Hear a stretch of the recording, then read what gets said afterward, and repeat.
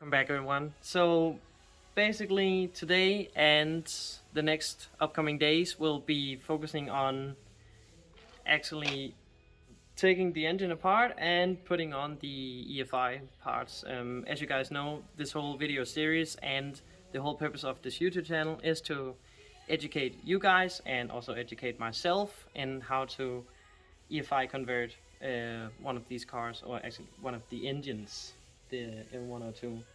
So today is going to be focusing on just taking all the old stuff off, all the Jetonic parts, and deciding what to keep and what not to keep, because I want to keep some of the temperature sensors and the oil pressure sensor and also the RPM tag signal, so I don't have to wire in new sensors with the Mega Squirt. I want to keep some of the old stuff just so I don't have to tap into the speedometer and stuff. So today's focus is going to be taking all the old crap off and figuring out what I need to keep and what I don't need to keep. So basically, if you haven't touched your engine, I don't see why I would do this, but this is also for entertainment purposes, I guess. But first, you're obviously gonna have to remove the air cleaner, the air filter housing. You just loosen the 3 nuts. There's one here on the side, one here in the back, and one here in the front.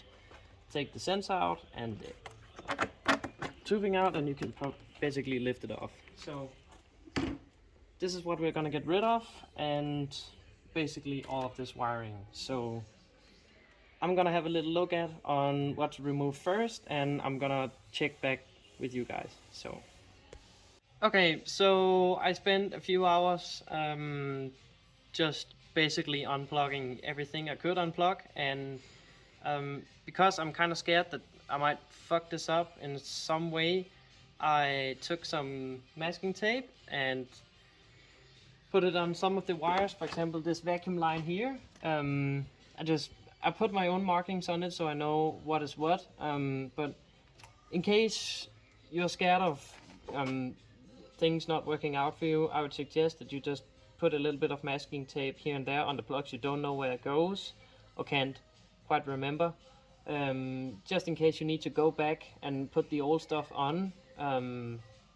Because in my case, I don't have a lot of time, or well, I have a 3-week vacation, but I don't want to spend all 3 weeks taking the whole car apart and things not working. So I'm just gonna do it my way, you're gonna do it your way.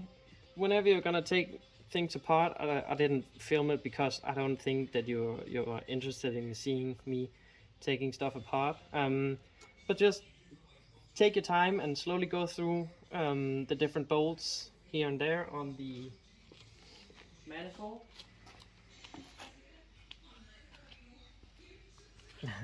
So when you're gonna remove the manifold, it's easier just to take the Jetronic off first.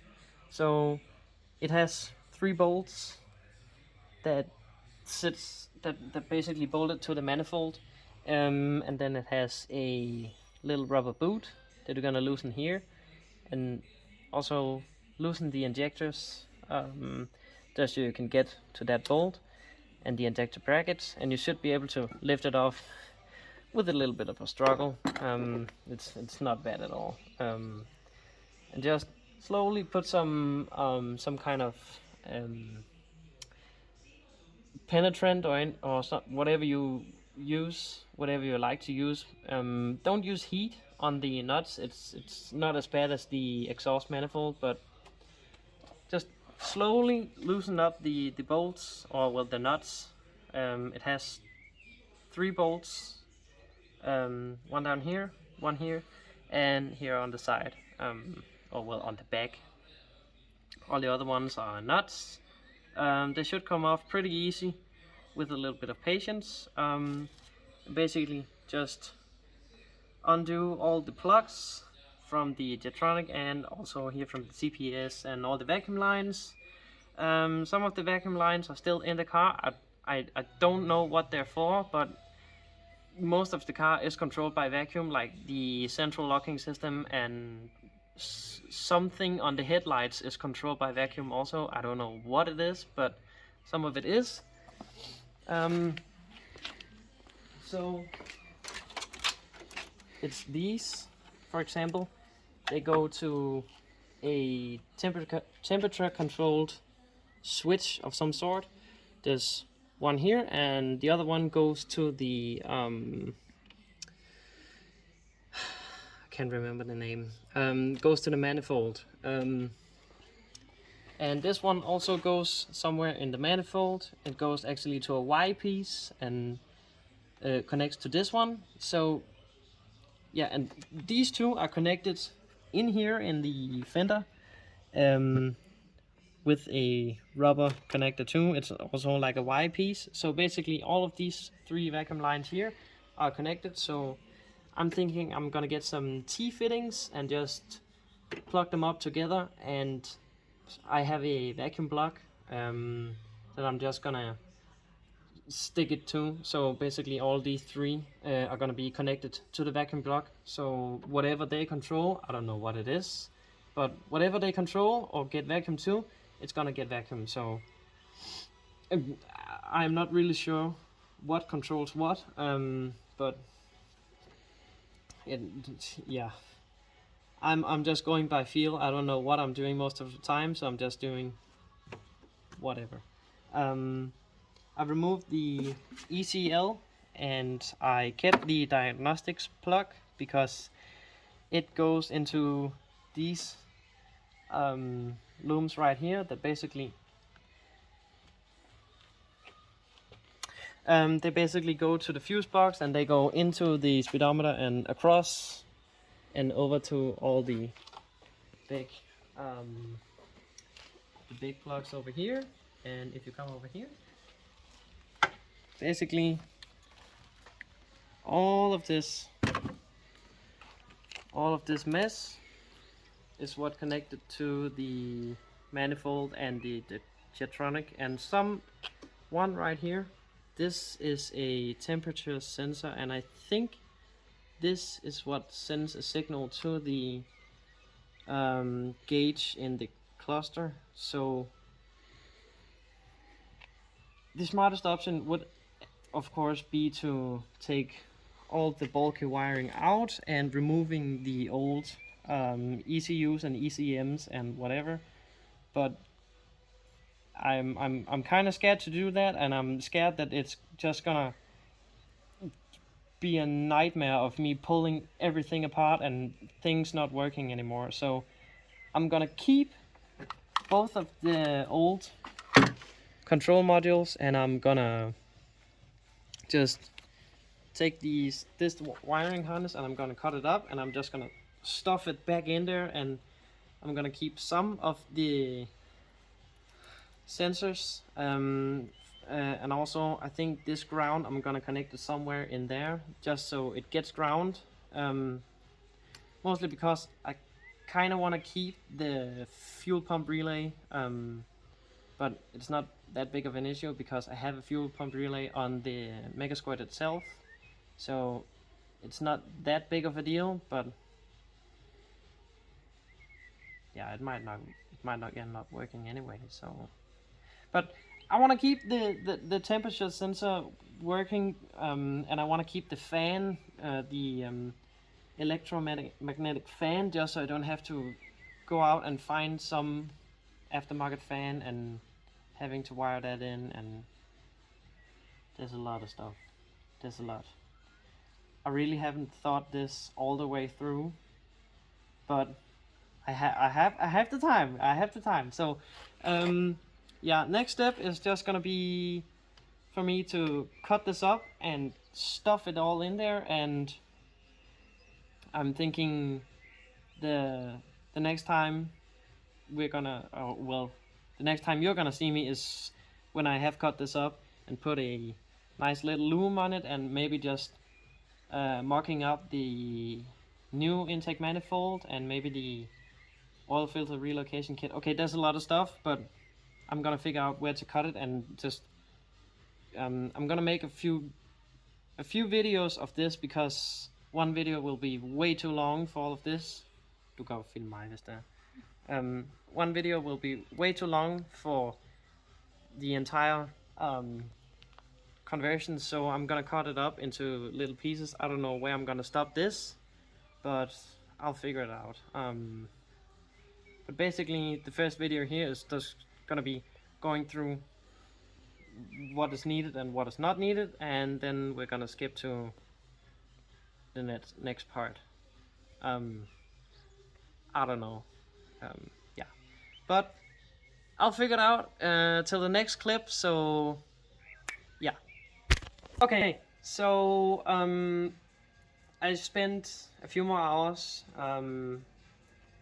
cutting up the old wiring harness that came over here from the back, because I'm thinking that I just want to keep the Jetronic control module. So I just took all the wiring and stuffed it in there.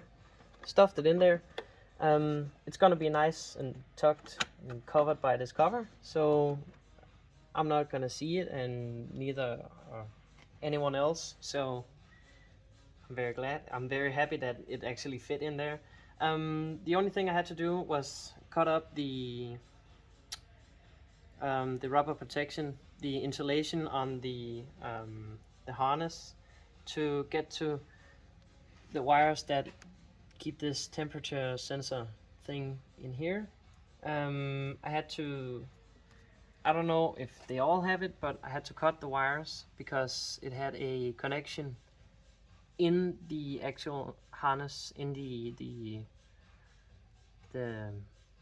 insulation, and I had to extend one wire. Because it was, I don't know why, but it was looped in by itself, and it had a crimp connection. I don't know if the guy who made the harness for this car forgot to make it longer, but anyway, I had to cut that, and I just put some of this nice tape on. This it's not electrical tape, it's the it's the I don't know what you call it. I can't remember what it's called. It's almost like hockey tape. So yeah, and also I kept these wires for this temperature sensor, and I removed this vacuum thingy, and I'm gonna have to, unfortunately, drill this out and re-tap it for my water temperature sensor. I have a GM sensor. I know you can get like the adapter things that you have where you cut your hoses and you just clamp it in between, and you can stick a sensor in there, but I don't want to cut my hoses, but I also don't want to drill out my cylinder head, so it's either or.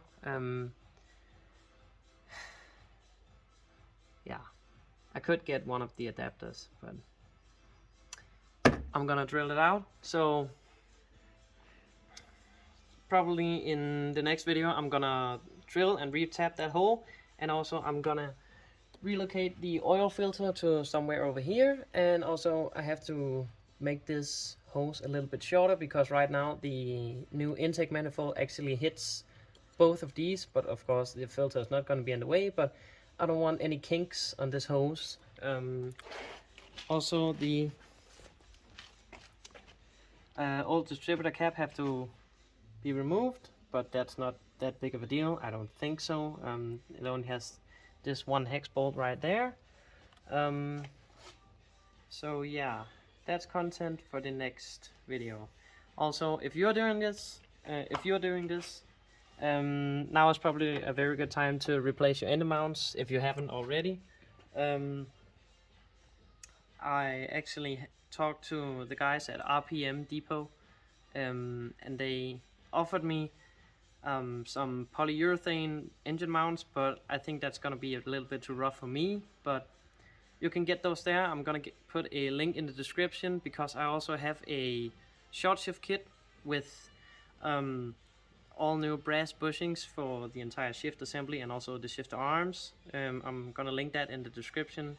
I don't know when I'm gonna do an install on that, but that's gonna be along with all of this stuff. So probably when I get under the car, I'm probably gonna do that too. So, but it's gonna be separate videos. I'm gonna figure it out. So thank you all for tuning in, and I'll see you guys next time. Bye.